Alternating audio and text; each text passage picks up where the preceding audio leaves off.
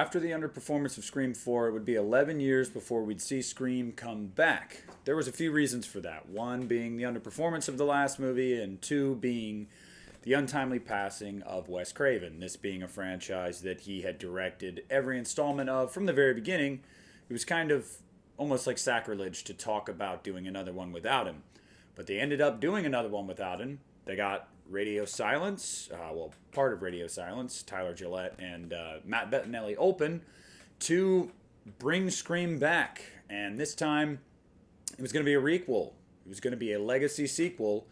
And as Scream 5 lets you know, it's always someone you know.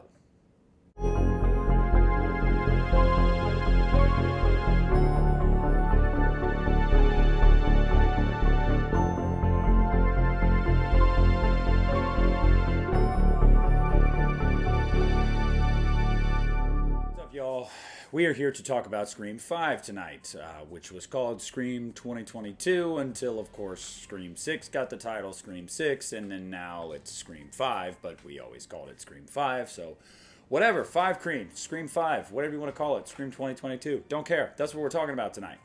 Now, I'm really excited to talk about this one because this is actually vaulted all the way up to number 2 in my ranking for this series. I adore this movie, and from the first time I saw it, I was really, really surprised at how well they did without Wes, without, Kevin Williamson really being a writer. I know he was consulted and everything, but he wasn't a writer on this. I was really, really surprised that they were able to deliver this good of a movie. Let me just say a few things right off the top that I didn't like before I get into why I think this movie is awesome. And my first negative is Amber. Not to say that I didn't like Amber, because when the turn happens, I think that Amber is just delightfully wicked. I really, really do. But I saw it coming from a mile away.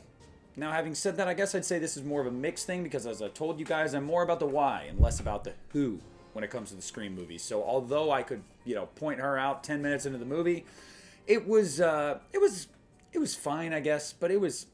I wish it didn't happen. I don't know. This is word salad. You know what I'm saying. And the only other thing I really have complaints about is I felt like they played it a little too safe with the new cast. I feel like most of the new cast lived on. I'm hoping that changes in Scream 6 because with these movies, look, no matter how we feel about these new people, whether we like them or we don't, it doesn't really matter. People die in Scream movies. Ask Randy, okay? Even fan favorites die. Kind of, is the point. Kind of adds to the experience. So, would definitely like to see the stakes raised a little bit in the next movie. So, I felt like this one played it a little safe there. But that's really all I have negative-wise. Now, let me talk about why I really, really, really like Scream 5. And first and foremost, the legacy cast. Look, this is David Arquette's best performance as Dewey, period. And he gets the spotlight. So, it should be... we should have known, we should have seen it coming that he was going to die because he got the floor. So, but he's great in this movie. Courtney Cox is great in this movie. Neve Campbell is great in this movie. I don't know if I would say this is Neve's best performance as Sydney because she doesn't get a ton to do here, but she's really, really good in this movie. So the legacy cast, as always, they're undefeated. They're incredible in every movie they're in. Even if the movie that they're in isn't the greatest, they're always awesome. And they really, really shine here. The new cast is quite good too. There's some that have become like these new fan favorites that I'm not so big on. Like Mindy, she's fine. But I don't know. She didn't grab me like she grabbed some other people. It seemed like they were really trying to have a new Randy, but we already have that with Kirby. And thank God Kirby's coming back in Scream 6. But yeah, she's fine. But I actually really liked Wes, played by Dylan Minnette, and his kill scene is incredible. We'll get there. I really like Chad. I really like Chad, actually. And I didn't know who that guy was coming into this movie. And I actually ended up really liking him. I loved Richie. And so there was a lot of good new cast members, too. And Jenna Ortega's great as Tara. Melissa Barrera as Sam. I wasn't sold on her in this movie. I felt like some of the things that she was asked to do, I don't know if she necessarily sold all the time. I know she's a competent actress, so I'm looking forward to seeing if she's better in Scream 6. I already like her better in the trailers for 6 than in the trailers for 5. There's a moment in the trailer for 6 where she does this like head tilt smile while she's holding a gun, kind of seeming unhinged, and it's like awesome. So I hope she's really good in that movie. But yeah, the new cast, they're good. They're really, really good. Not a lot of forgettable people here, and that's definitely a positive. Another reason why I really like this movie is, yeah, I mean, say what you will, a lot of people have complaints. I've said it in previous videos about, oh, it's always the buck knife, it's always stabbing, it's this and that.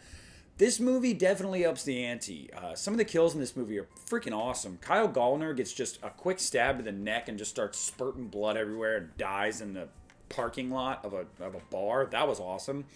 Dylan Minette's death is incredible, and that is practical effects. And from the moment I saw that in the theater, I was like, oh my God, that's good. I was really surprised at Sheriff Hicks' death, and broad daylight, so vicious, so violent. So I feel like the ante was raised in terms of the gore. Although the stakes weren't necessarily there for some of the new cast, and some of them survived quite a bit, Chad. But I'm not mad he lived, because I like Chad. When there were kills, when there was gore, I felt like it was amped up quite a bit from, maybe not from 4, because 4 was pretty gory, but from the first 3, absolutely. So I got to give it credit there. The score, the soundtrack, the sound design as a whole is really, really solid in this movie. I really, really enjoy it. I think that that ending song, "Fall Out of Love" by Salem, I have played that song so many times since this movie came out. I adore that song. So yeah, really, really dig that about this movie. There's a lot of peripheral things that I could talk about. Like I could mention the voice changer being built into the robe. That's awesome. I freaking love that. And that whole sequence when you see it turn on as Ghostface is walking down the hospital corridor is so awesome. Woodsboro, I feel like we get to see a good amount of Woodsboro. You know, it feels like a real lived-in town. Feels a little bit bigger than usual, which is different because it's supposed to be this kind of small town thing. But I like that a lot. I really do. I think the movie looks really, really good. I think, you know, as you guys heard, one of my complaints with Scream 4 is the way the movie looked. That is not an issue here. I love the cinematography here, the set design. I think it's really, really good. Especially the recreation of Stu's house, just incredible. I mean, down to every last detail. It was so cool to be back there. They really paid attention. This movie was very competently made, and that goes with the writing too.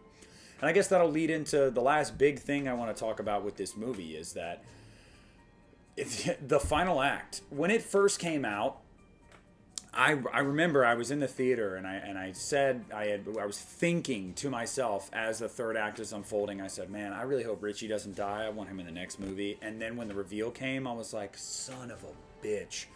But that is how you know they did a good job. That if your thought with this character is, "I want to see this character return," and then they end up being a killer and it gets that visceral reaction out of you, they did their job. Although, like I said, Amber was, you know, I could have seen a mile away. I really, really liked Richie. I really did. He's one of my favorite ghost faces. I really, really liked him. He played it off really well. He was very funny. I liked it a lot. Now, I was more mixed on the motivation when the movie came out. I really was. I was not totally sold on that motivation. And then after Halloween Ends came out, I was no longer mixed on that motivation. I guess I had wanted to believe in the better of people and thinking that, you know, certain things wouldn't happen. Certain toxic fans and certain fan bases, and I know some people hate that phrase. I'm sorry, but it is true. Like, I guess I wanted to believe that was kind of overblown. And then I saw some of the reaction to Halloween Ends and some of the crap I got just for liking it. And I was just like, no, I could totally see that. I can totally see some nut jobs just doing some crazy shit because they didn't like a movie. I really can. So I have no issues with the motivation now. I really, really don't. The only issues I have are some of the stretches of like, could Amber really have done this? There's no way that was physically Amber in this scene. But I mean, honestly, if we're thinking about it, that happens a lot in Scream. So, you know, it's just par for the course now. It's almost kind of a joke within itself. And maybe that's the beauty of it. I don't know exactly, but I really, really like the third act of this movie, and I think that it puts a bow on it very nicely. you know, again, Sam doesn't have me sold. I feel like the way she killed Richie was supposed to be a red herring for us to be like, oh my God, she's gonna make this killer turn. Yeah, I don't think that's gonna happen. I think it's a complete red herring. So yeah, I mean, there's a little bit of mix there, but overall, I really like the third act. I guess in summation, when it comes to Scream 5, I was genuinely impressed. It felt like It felt like a Scream movie. You didn't have Wes, and I know that the original cast was very trepidatious about doing it without him. I know the fans were very weird about it without him, and rightfully so. You know, it was different. It was going to be. This was not going to be easy, and this was not going to be something that people were going to go in super optimistic about. And I've got to give credit to Matt and Tyler and Chad and James and everybody involved in writing and directing this movie. I really, really do, because they showed genuine care and appreciation and understanding for this franchise, and it didn't just all come across as fanboy this and that. No, it really, really seemed like they cared. And it seemed like they wanted to capture the spirit of what those movies were, and there were nods to Wes everywhere. And they did right by the legacy characters too. You know, a lot of people still can't forgive them for killing Dewey, and that's because we love Dewey, but it made complete sense. It made complete sense with the character that Dewey was. At this point in his life, he had nothing to lose, and you know Dewey, he would not have been able to live with himself if he didn't go back to try to finish the job. You know, like, it was about protecting those he cared about. And ironically, the thing that broke his concentration was the thing he cared about most. It's kind of poetic in that way. So I think that was perfect. And although it sucked to see him die, overall, I think the legacy cast was, although they didn't have a ton of screen time, they were handled really, really well. And I think that just speaks to the respect and the care and adoration that this team had.